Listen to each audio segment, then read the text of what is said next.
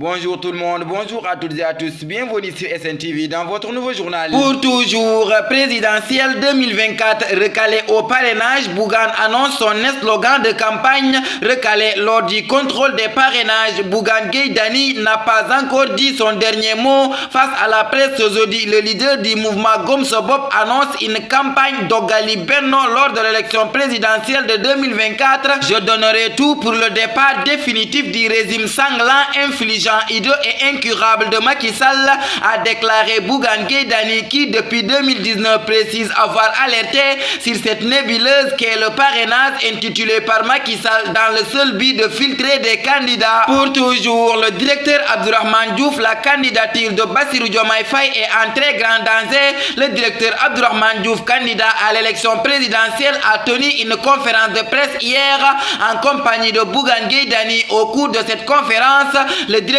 Diouf a abordé plusieurs points clés concernant le climat politique actuel et la situation de Bassirou Diomaye Faye actuellement détenu. Le directeur Abdourahmane Diouf a exprimé ses préoccupations quant à l'avenir de sa candidature malgré la validation par le Conseil constitutionnel. Il a souligné l'importance d'une vérification minutieuse de sa candidature en lien avec son statut de détenu. Il est impératif que nous luttions tous, peu importe l'issue de notre candidature.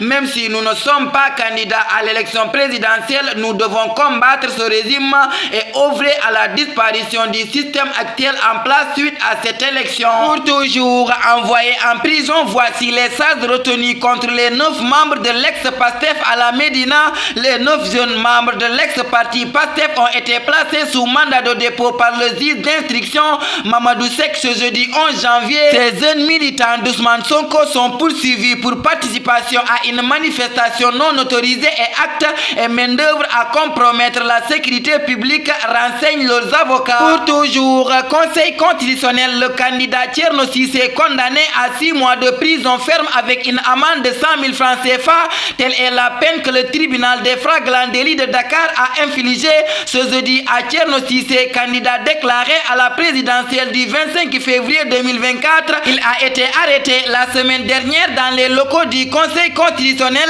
pour avoir présenté une liste de faux députés. Pour toujours, Kouthia Amina Poté, l'affaire renvoyée au 24 janvier, le délibéré de l'affaire opposant l'humoriste Kouthia à l'animateur de la TFM Amina Poté, qui devait être jugé avant-hier au tribunal de Dakar, a été renvoyé pour la date du 24 janvier prochain pour cause de la grève des greffiers malgré la présence des avocats dans la salle. Pour rappel, Kouthia avait plaidé non coupable en soulignant que la voix qu'on entendait dans ses audios n'était pas la sienne. À entendre parler, Kouthia, c'est son ex-femme qui a monté et publié ces audios qui ne sont pas authentiques.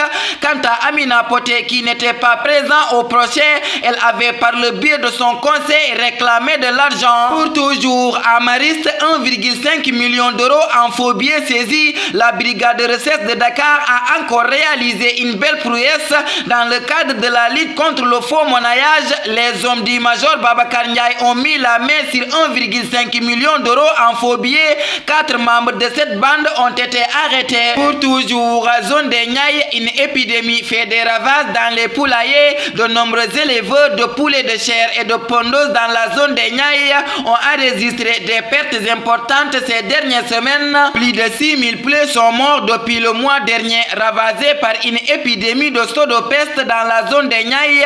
À cela s'ajoute la mévente de la volaille. Pourtant, décembre est une occasion rêvée pour ces éleveurs de faire prospérer leurs activités. Toujours, Air Sénégal lance un vol domestique Dakar-Saint-Louis. Air Sénégal a décidé de lancer des vols domestiques ralliant plusieurs régions sénégalaises à partir de l'aéroport Léopold Sédar Senghor de Yoff. Le premier vol aura lieu le 15 janvier prochain et rejoindra la ville de Saint-Louis. Après l'annonce de ces vols domestiques, le prix du vol Dakar-Saint-Louis a été dévoilé. Il s'agit de 40 000 francs CFA aller et retour compris. Les départs sont prévus tous les lundis et vendredis de la semaine. Ces vols domestiques vont d'ailleurs permettre à l'aéroport Léopold Sédar Senghor de renouer avec le trafic commercial fermé depuis l'ouverture de l'aéroport international Blaise Diagne à IBD de Diass. Pour toujours, CAN 2023, l'importante annonce de l'ambassade du Sénégal à Abidjan. L'ambassade du Sénégal à Abidjan a demandé à ceux qui veulent se rendre en Côte d'Ivoire pour suivre la Coupe d'Afrique des Nations de se vacciner contre la fièvre jaune. C'est une des conditions pour entrer dans le territoire ivoirien. L'annonce a été faite par l'ambassade du Sénégal à Abidjan ce jeudi dans un communiqué. Pour toujours Somalie, le groupe Al-Shabaab capture un hélicoptère de l'ONU. Le groupe Al-Shabaab a mis la main sur un hélicoptère de l'ONU en Somalie après un atterrissage accidentel dans la zone qu'il contrôle.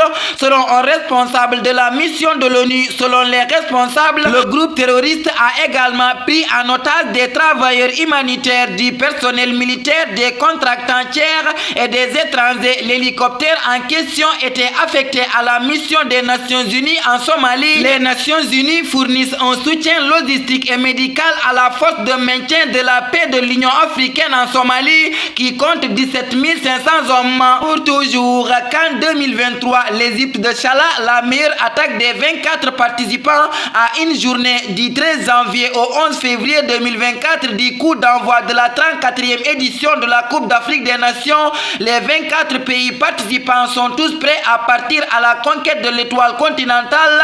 Parmi les nations qui disputeront la CAN 2023, le malheureux finaliste de la CAN 2021, à savoir l'Égypte, a la meilleure ligne offensive avec plus de 50 buts marqués en club.